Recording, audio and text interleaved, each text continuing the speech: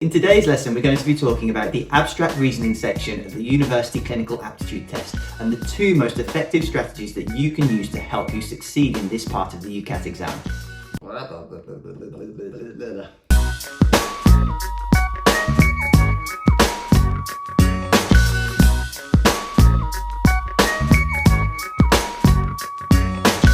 Hi and welcome back to the channel. For those of you who don't know me, my name's Dr. Ashley Hilton. I'm a doctor, I'm a dentist, and I also run an online program to help people who want to get into their first choice medical school at the first attempt. Today we're going to be talking about the abstract reasoning section of the University Clinical Aptitude Test. And stick around at the end because I'm going to show you the two most effective strategies that you can use that are going to help you go fast, they're going to help you be thorough and give you a systematic approach so that you can answer the questions correctly and in a timely fashion. And as you can see, I finally caved and allowed my girlfriend, who's been begging me for months to cut my hair, to have a go. I'll let you guys be the judges of whether it was a good job. So the abstract reasoning is one of the sections that students tend to worry most about. And again, just like the rest of the UCAT test is time pressured, this is no different. So we'll have a look at the UCAT definition of what the abstract reasoning section is. So I'll put the definition on screen now, but the most notable things are to identify patterns amongst abstract shapes. And then the other part where it says generate hypotheses, and it requires you to query judgments. And the most important thing about this is what it wants you to do is to start making theories about what is relating all the shapes within one grid. And then you need to test it by making sure that that theory or that hypothesis applies. And if it doesn't, then you need to go back and revise what you originally thought until you find one that sticks across the grid and then has a comparable, similar but different pattern that matches the second grid that you're making comparisons with. Really what the abstract reasoning section of the University Clinical Aptitude Test is, it's similar to the spatial reasoning that you get in IQ tests. They similarly test your ability to distinguish between two sets of shapes and notice what the differences are. And then the idea is to give you a test shape to see which of the patterns that it fits mostly into.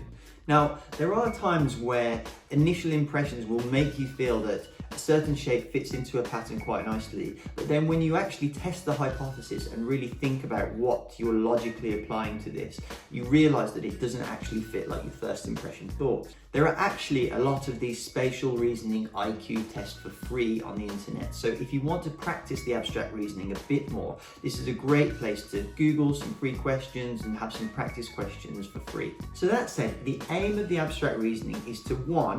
Test spatial reasoning, identify some patterns, ignore distracting materials. You will see in some of the examples that there are lots of extra shapes that are there just to confuse you, that you have to learn to ignore in certain situations. And then finally, modifying your hypothesis as you go along. You may make an original hypothesis about what is linking all the shapes in a grid. However, you then realize when you get to the fourth square that completely dispels your myth, so you may have to go back to the start and make a new hypothesis for what is linking them all together. So for the abstract reasoning of the UCAT, you will actually only have 14 minutes. Now remember, the first minute is just to read the instructions. You can't fast forward, you can't go backwards to the last section. So really you only have 13 minutes to do these question sets. Now you get 11 question sets. And per question set, you get 5 questions. So that means a total of 55 questions in 13 minutes, which is why I say it's quite time pressured. However, for each pattern, so the two patterns that you'll have to compare side by side, forming a question set, you'll get 5 questions for each of those. And that works out at about 70 seconds per question set.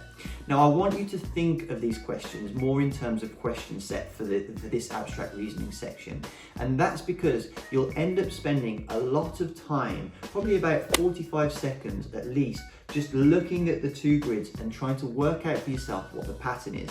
And then the remaining 25 seconds will be spent looking at the test shapes. And once you have the pattern and your hypothesis is proved and you have a clear understanding of what is going on in the two pattern sets, then you'll actually be able to much more quickly fit the test shapes into one of the patterns or neither of the patterns as it may be. And that will help you go much quicker, be a lot more thorough, and understand what's going on from the outset, rather than panicking and trying to guess and work it out by looking at the test shape and fitting it into a pattern that you think.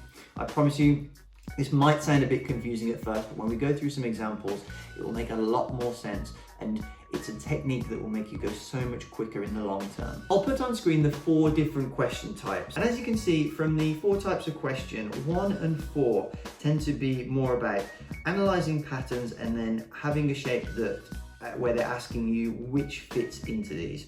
Whereas the question types 2 and 3 are more of a kind of, here is a series and then what follows on from that. So of this university clinical aptitude test, you'll find that the abstract reasoning section is very time pressured, and often it's probably the one with the hardest kind of barrier to entry that people find. It takes a bit of a steep learning curve to actually get into it and understand the thinking behind the questions. But once you have kind of got over that initial hump, then people tend to do quite well. They get into the swing of it and they get a lot quicker, and they just start to understand exactly how to answer the questions correctly. So please don't panic if you are struggling with these up front. It's something that you just need to practice. You need to understand the thinking behind it, and then once you've got that thinking dialed in, you'll go a lot quicker. So just bear with it. So my advice would be, at the start, just be comfortable taking your time, don't be too hard on yourself, and let yourself fully understand how it works before you start speeding up and worrying about your performance against time. So today we'll specifically be looking at the type 1 and 4 questions. We'll obviously go on to do later videos where we look at all different types of questions and different tactics. And as I said, today I'm going to go through the 2 most effective tactics that are going to help you go fast in the abstract reasoning. So I'll put a example question that I've got off Google now, and we'll go through how they look and how to go about tackling them. Question types 1 and 4 will be similar in the fact that you will have 2 grids of 6 squares. So one grid will be set A and the other grid of 6 will be set B.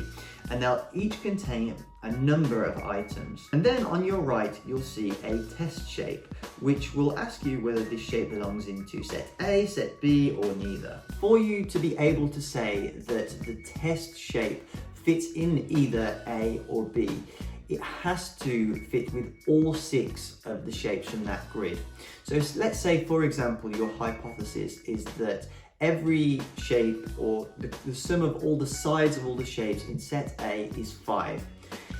That has to be consistent amongst all 6. So if it's 5 out of 6, then that hypothesis can't be right. And if the test shape is 5 sides, then it won't actually fit into all of them because it doesn't fit with every single of the 6 squares. And if you're going to say neither, it's because it either doesn't fit into any of the boxes from either set, if it fits into only some of the boxes from one or both sets, or it fits into both grids, which means it can't be distinguished between set A and set B. There are 2 different techniques that you can use at this abstract reasoning section of the UCAT test. The first one I'm going to discuss is more of a basic approach, which is more systematic. Later we'll talk about a slightly more nuanced one, which I'll come to towards the end of the video. I'll spend the next few minutes explaining the basic version to you.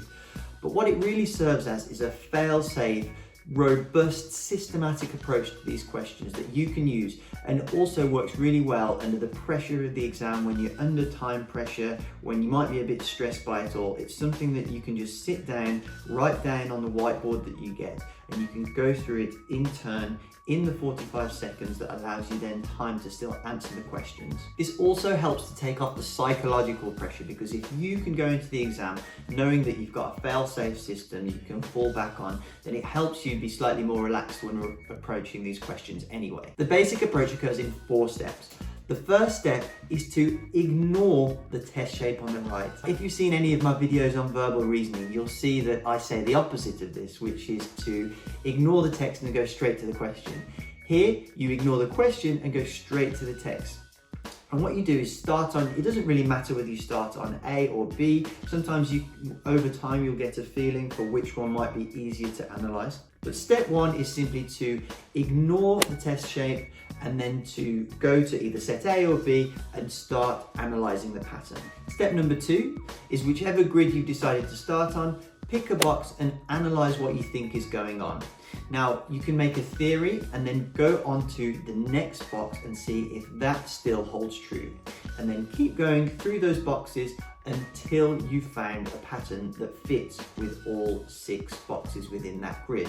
Which box you start on doesn't really matter.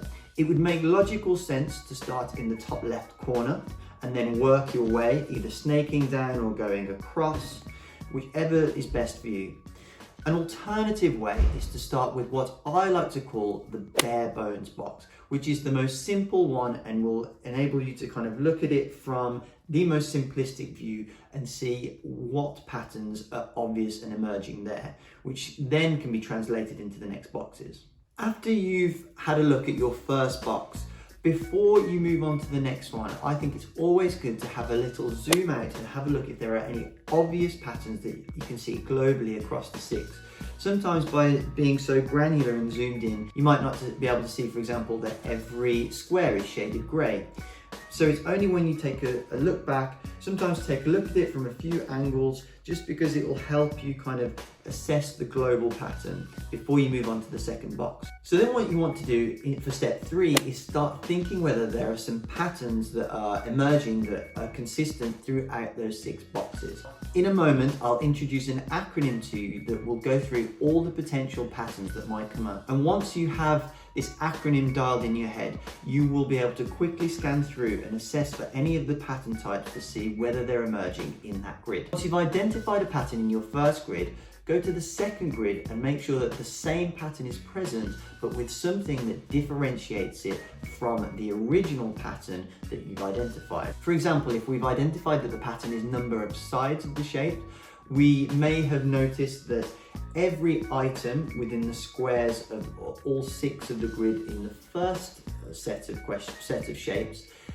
may all have 5 sides, but then in B they've all got 3 sides. So now that we've identified the pattern and what distinguishes A from B, only then it's time to have a look at the test shape and start analysing which set it fits into. This is exactly why I'm saying that it's better to consider these questions in terms of sets and allowing 70 seconds for the set so that you can dedicate a substantial amount of that time to analysing the pattern rather than looking at them as individual questions. So as I alluded to earlier, having a systematic approach to answering these questions is going to massively increase your confidence and your speed when answering these abstract reasoning questions of the University Clinical Aptitude Test. There are many systems out there and I'm going to suggest what I think is the best one today, but what I urge you to do is pick one and stick to it, because your ability to do well in this test is going to be dictated by you working your own system and memorizing and being able to go through it quickly so you can identify the pattern. So now I'm going to introduce you to my way of remembering all the possible patterns for the abstract reasoning section. So for my acronym, I would like you to picture something first, and it's Gerard Butler from 300. Now, Gerard Butler's been fighting and he's had a really tough time. He's not been able to eat any of his fibre, so he's on the toilet with the worst constipation ever. And that is going to help you remember the acronym, which is SPARTAN IBS. IBS obviously meaning irritable bowel syndrome. So Gerard Butler on the toilet having real difficulty is going to help you remember all the possible patterns that will come up for the abstract reasoning. I know obviously this isn't the nicest picture to imagine, but if you know anything about memory, and I do a lot of videos about memory and how to remember stuff, it's these vivid, abstract, wacky images that are going to help you remember key details when you're under pressure. And once you've remembered the acronym, all you have to do is just work through each of these and identify the patterns as you go along. So, Spartan's IBS, what does it actually stand for? So first we have shape type, which is pretty obvious. Position, which is where within the boxes everything lies. Angles, which is mainly right angles. Route or direction, so for example where the arrows are pointing to or the directions of a triangle. Whether the objects are touching the sides, which is less common. The area and size, so for example the area enclosed by certain shapes. The number of items. The intersections, so the crossing points where shapes overlap, borders or the total number of sides when you add them up, and finally the shading. And in red are some of the ones that When I was saying before, when you take a zoom out, these are the ones that sometimes by just zooming out and having a look at it for a second from different angles, that big picture 30,000 feet view kind of can give you an overall arching impression of what's going on. And these are typically the type of things that you'll be able to notice when you take that zoomed out view. And when you take a zoom out, you might notice, for example, that oh, in every one of the 6 squares, when the circle is clear, the square is darkened out, or either all the way around, or if the circle is darkened out, then the square is clear. So once we've identified a pattern and we've checked that it fits across the grid and there's a similar pattern but different in the other grid, we have to work out what distinguishes the first set from the second set. And really, there are 2 main possibilities and a very rare third. The first is whole numbers. So for example, on the side on the left, all the sides will add up to, say, 5 in set A, whereas all the sides add up to 3 in set B. So it's whole numbers adding up to 5 in all the squares in A and 3 in all the squares in B, for example. The second one that you can have is odds versus evens. So taking the same example with sides, all the sides might add up to 5 in one box, 11 in another box, 7 in another, but actually all the numbers, when you add the sides together for each individual box has a total which is an odd number, whereas in B you might get the sides add up to a 4, then a 6, then an 8, so that all of the sides are even in that side. And then obviously the test shape would have a certain number of sides and it would fit into either odd or even.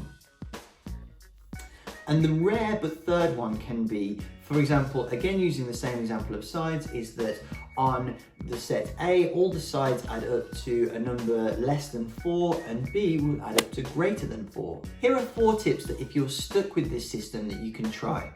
The first one is to make sure you have taken that 30,000 view, zoomed out view of the entire picture. Like I say, look at it from different angles and that might help you recognize some global patterns. Number 2 is that you don't always have to start with the top left corner of set A.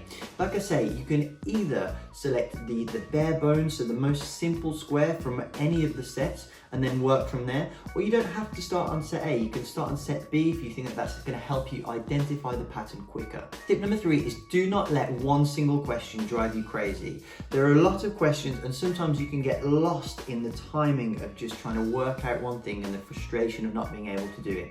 If you feel like you're wasting time on something, you can flag that section and then move on and come back to it.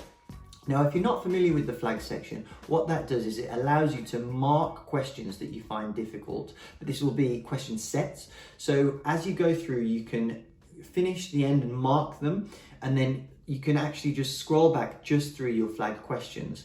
Now, there are only 11 question sets, so try and use this flagging tool very sparingly, because you're going to be so time pressured that if you want to go back through a couple of the ones that you find tricky and you've flagged 7 ones to go back through, you're simply just not going to have the time to do that. So be very sparing with your use of the flag system. Another tip that even if you are going to flag it, you should still answer the questions before, on the off chance that when you get to the end, you've run out of time before you get a chance to go back through your flagged questions.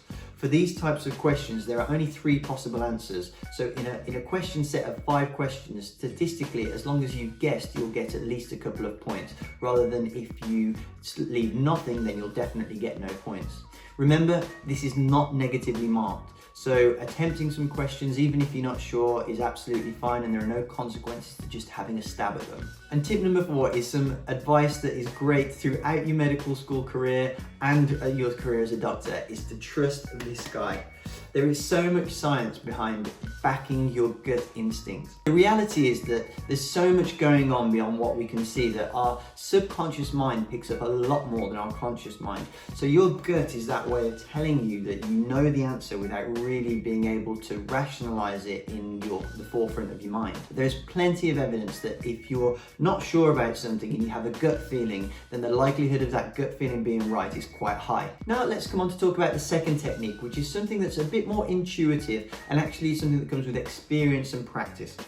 So I'll briefly describe it to you now and some of the patterns in which it works. This is what happens when people become really good at a skill, that they get so experienced that instead of having to look at the technical breakdown of everything, they just start to intuitively get a feel for how things happen. You can compare this to, for example, a great jazz artist who they're no longer thinking about scales. The scales are so in tune into them and they don't even have to think about them, that they are looking at patterns and looking at the bigger picture without having to break down the individual granular level. Now, with this more intuitive technique, I will show you the types of themes that recur frequently. So these are patterns where it looks similar to an object, a letter, a word, or even an animal. Another one is that you get an overwhelming amount of distracting shapes. The other is that there's a very chaotic pattern type. And finally, you're just absolutely bombarded with arrows. Now, luckily, there's a finite number of these pattern types. And in the upcoming videos, I'm going to take each pattern individually and I'm going to show you a technique that helps work for each one of those. And finally, before I go, if you want to gain some more practice, get some more in-depth teaching about how you can absolutely nail this test and your application to medical school, click the link below because I have some free resources and a free lesson, a really important one in fact, about how you can get into med school and the 4 steps that you need to do from the Future Doc program to make sure that you get into the top choice medical school that you wanted to get into. If you haven't done so already, please subscribe to the channel. Check out my playlists where I've got a full series of UCAT and BMAT lessons that teach you everything you need to know, practice questions, all the techniques that you need to score highly in these 2 tests. If you know anyone who'd benefit from this, please share it with them. And please make sure also that you comment and like, because as a YouTube channel, this is the only thing that helps us keep going, keep having a dialogue with you, know what's working, know what you need, and it actually is what allows us to keep making videos. So please make sure you engage with us, comment, like, share, subscribe, and I will love you forever for that. So I hope you enjoyed this video. I hope you found it really useful and it's going to help you perform well in the abstract reasoning section of the University Clinical Aptitude Test. And thank you for watching. I'll see you in the next lesson. Yeah.